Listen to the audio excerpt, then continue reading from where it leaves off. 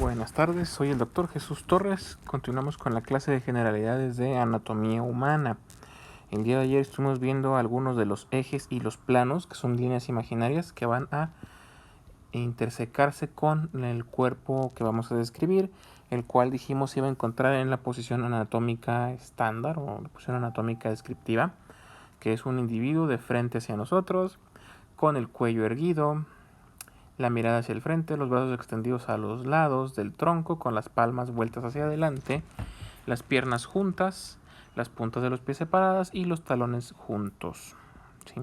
Había tres planos, los cuales voy a rememorar rápidamente. Es un plano sagital que divide al cuerpo en dos mitades, una izquierda y una derecha más o menos simétricas.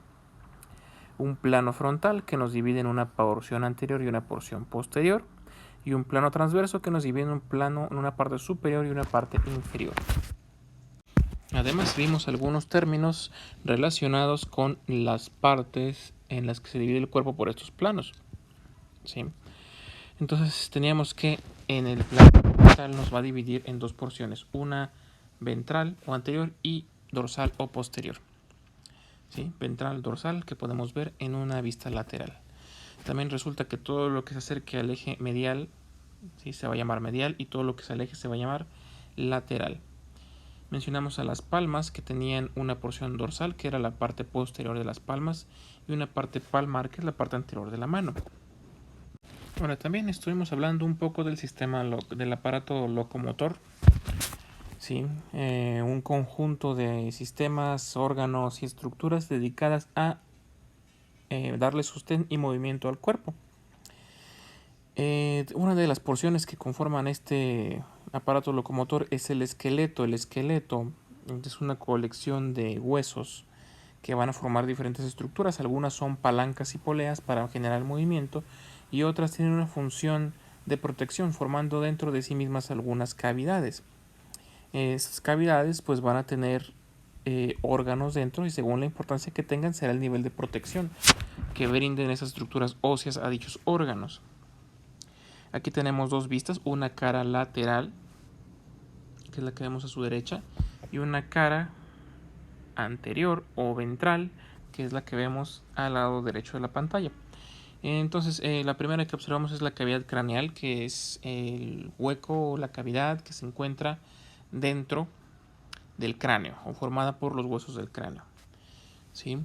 También vamos a mencionar una cosa, los órganos que son huecos, como los vasos sanguíneos, los intestinos, inclusive el cráneo, esas cavidades o esos huecos les vamos a llamar luz, o sea, al menos en su libro Quirós lo menciona como luces o luz. ¿Sí? ¿Qué otros conductos tenemos aquí? Otro de las cavidades grandes e importantes es la torácica, ¿sí?, que va a estar conformada por la columna vertebral hacia atrás, el esternón hacia adelante y las costillas, los arcos costales, una cavidad que requiere movilidad a pesar de que sea rígida. ¿Por qué? Porque en su interior encontramos los pulmones, que se van a estar distendiendo y contrayendo constantemente, así como el corazón. Entonces son órganos muy importantes, pero que a su vez requieren movilidad. También tenemos en el interior de la médula, de la columna vertebral, el conducto medular o conducto raquídeo, que es donde va a ser contenida la médula espinal y las raíces de los nervios. Eso es otro tipo de cavidad. También tenemos al hueco pélvico más abajo, es una vista anterior. Va a estar conformado por en realidad son dos huesos. ¿Sí? Uno es par y otro es impar. Atrás tenemos al sacro, aquí detrás. Y hacia los lados tenemos a los huesos ilíacos, lo cual nos forma la cavidad pélvica. Y entre la torácica y la pélvica tenemos la cavidad abdominal. No están con ellos todos los órganos abdominales. Pues aparentemente pareciera que no es tan importante en cuanto al nivel de protección que le brinda el sistema óseo. Sí. Más adelante, pues conforme veamos el esqueleto, vamos a ir viendo cómo se conforman cada una de esas cavidades. Ya que entremos en materia y empecemos a ver la anatomía descriptiva, lo primero que vamos a describir va a ser el cráneo, ¿sí?, con los huesos que lo conforman. Cráneo y cara son dos cosas diferentes. Ahora bien, antes de seguir avanzando, pues cabe mencionar que el cuerpo lo vamos a dividir en diferentes segmentos. se los podríamos preguntar como segmentos corporales. Estos segmentos corporales son partes del cuerpo que en realidad ustedes ya se saben, ya conocen, se los enseñan desde muy temprana edad, hasta desde el kinder. Sí, por ejemplo, la cabeza, el cuello, el tronco, la cadera, las piernas, perdón, los muslos, las piernas y los pies. En el brazo tenemos los hombros, el brazo, el antebrazo, la muñeca, la mano, los dedos.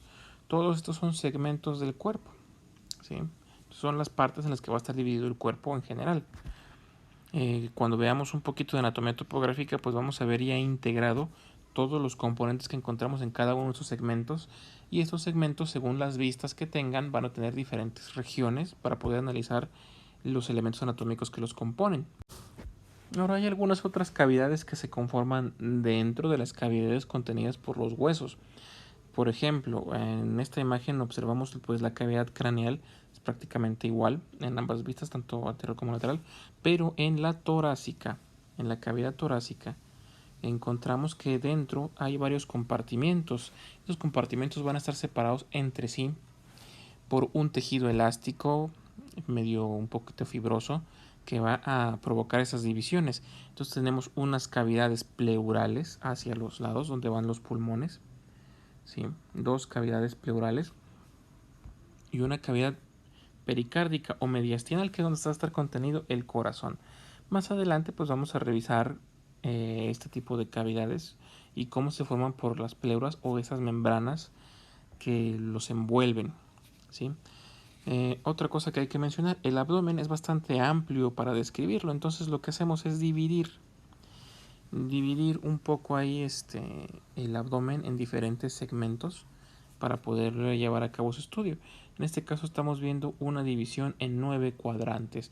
Hay una más sencilla que es en 4. ¿Cómo lo vamos a nombrar? Si son 4 segmentos, vamos a decir superior derecho o superior izquierdo, según el lado donde se encuentre. ¿Sí? Son cuadrante superior izquierdo, cuadrante superior derecho. Y los inferiores pues es inferior izquierdo e inferior derecho, ¿sí? No tiene mayor pérdida. Ahora, en cuanto a los 9 segmentos tienen diferentes nombres y sirven para poder marcar el abdomen con coordenadas y poder describir más adecuadamente los elementos que encontramos en él. Entonces, por ejemplo, aquí lo que sería el número 2, aquí arriba, ese es el epigastrio. El de abajo, el número 8, sería el hipogastrio. Epi de superior o de arriba, hipo de abajo de inferior. Y en el centro pues tenemos el mesogastrio, meso de en medio. A los lados del hipogastrio tenemos las fosas ilíacas, fosa ilíaca derecha, fosa ilíaca izquierda. A los lados del mesogastrio tenemos los flancos, flanco izquierdo y flanco derecho. Y a los lados del epigastrio tenemos los hipocondrios, tanto izquierdo como derecho, ¿sí? Vuelvan a escuchar ese segmento, apunten los nombres, hagan dibujos, traten de recordar todas estas palabras porque nos van a ser muy útiles a la hora de pasar a otros temas más avanzados.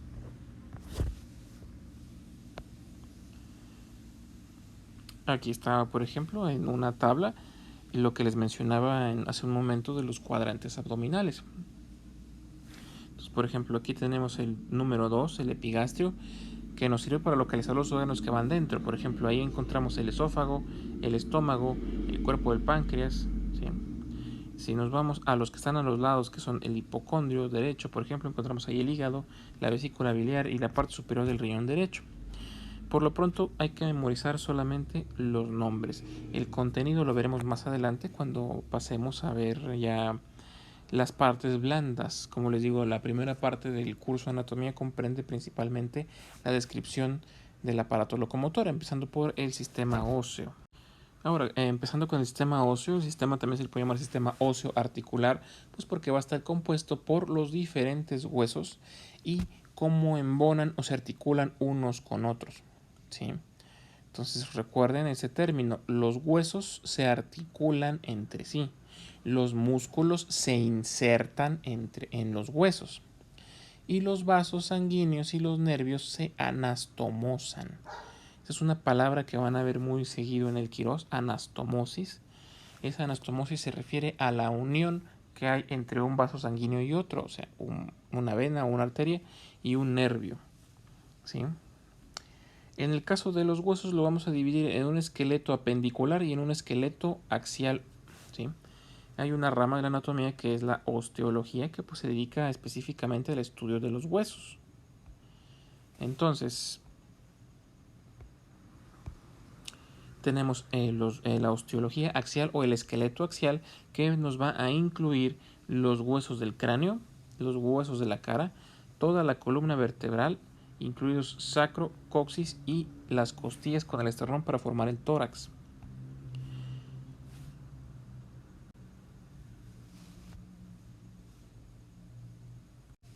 También tenemos la apendicular. El esqueleto apendicular va a ser el esqueleto de las extremidades. Estos pues los vamos a separar en dos, en uno superior y en uno inferior, ¿sí? Entonces vamos a encontrar en ellos el húmero, el radio, la ulna, el carpo, las falanges, el metacarpo.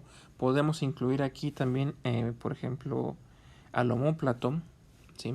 En cambio, la osteología o el esqueleto apendicular inferior pues nos va a incluir todos los huesos de la cintura pélvica, el fémur, la rótula, la tibia, la fíbula o peroné, también se le puede llamar peroné, el tarso, metatarso y las falanges.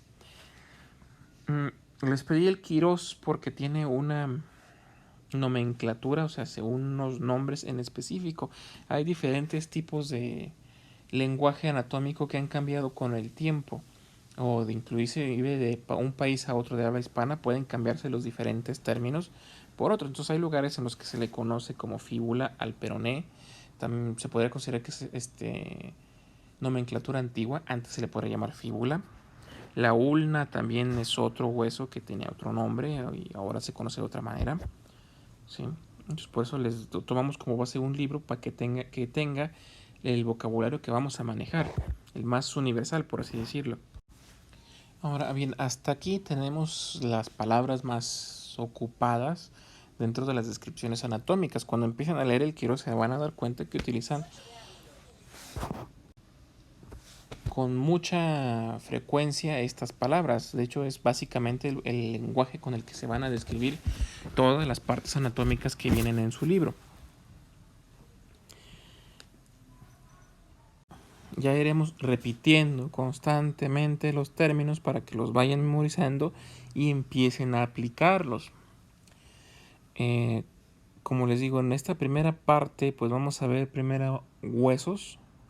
Vamos a ver rápidamente articulaciones, así unas generalidades de los tipos de articulaciones que hay para saber cómo están unidos los huesos en el cuerpo. Vamos a ver más en detalle a los huesos como tal, cómo están organizados y cómo están articulados entre ellos. Va a haber una serie de preguntas básicas. Cada vez que se les pregunte una descripción anatómica, pues se va a decir, por ejemplo, describe el hueso húmero, describe el hueso escafoides. Entonces va a haber una serie de parámetros básicos que tienen que contestar para que se considere que esa pregunta ha sido respondida de forma adecuada o al menos satisfactoria. Entonces primero hay que fijarnos si es un hueso par o es impar, o sea, si hay dos o uno nada más, ¿sí? Hay algunos huesos que son más, inclusive en el cuerpo, no son solamente pares. Luego habría que ver el tipo de hueso que es. Hay dos formas de decir tipo de hueso. Por ejemplo, hay un tipo de hueso que se refiere a si es histológicamente qué tipo de hueso es. Y otro según su forma, qué tipo de hueso es. Ahorita lo vamos a ver más adelante.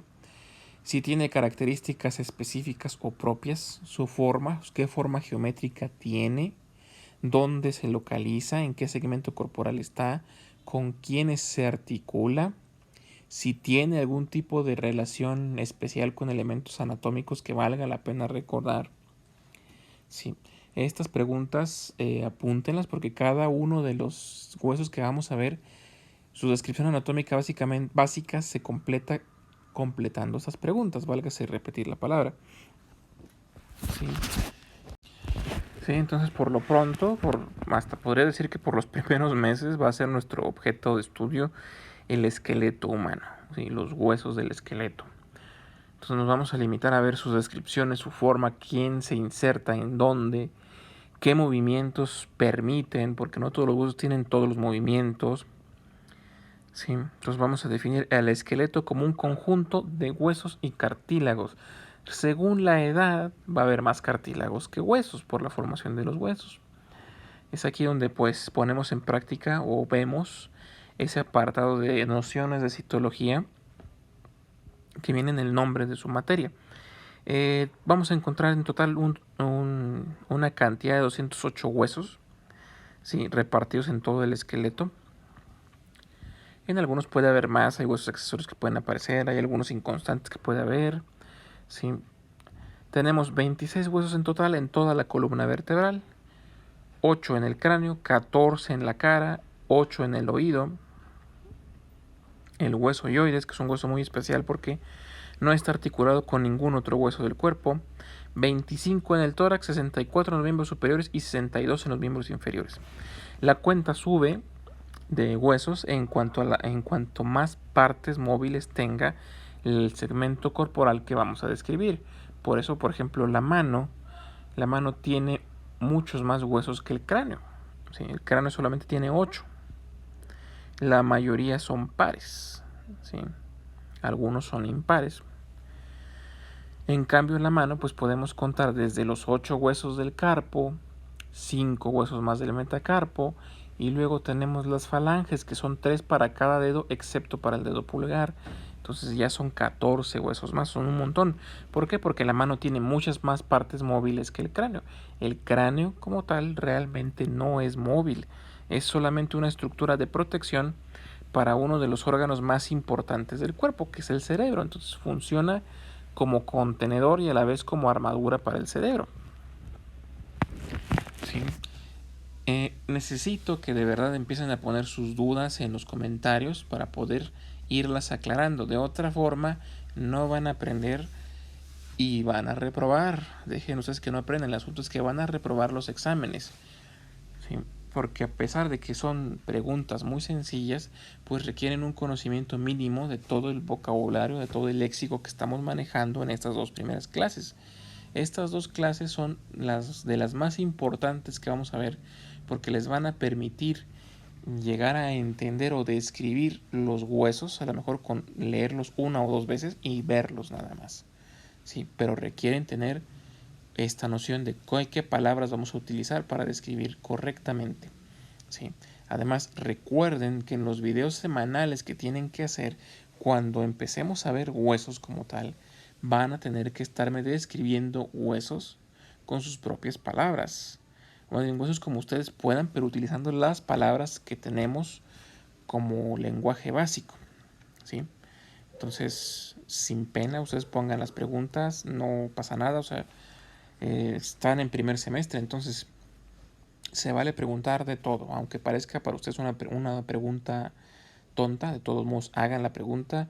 Es preferible que hagan la pregunta a que se queden con la duda. La duda les va a hacer mucho más daño. Entonces por hoy terminamos. Mañana vamos a continuar revisando las generalidades de las articulaciones para ver cómo se va a unir ese esqueleto que vamos a estudiar.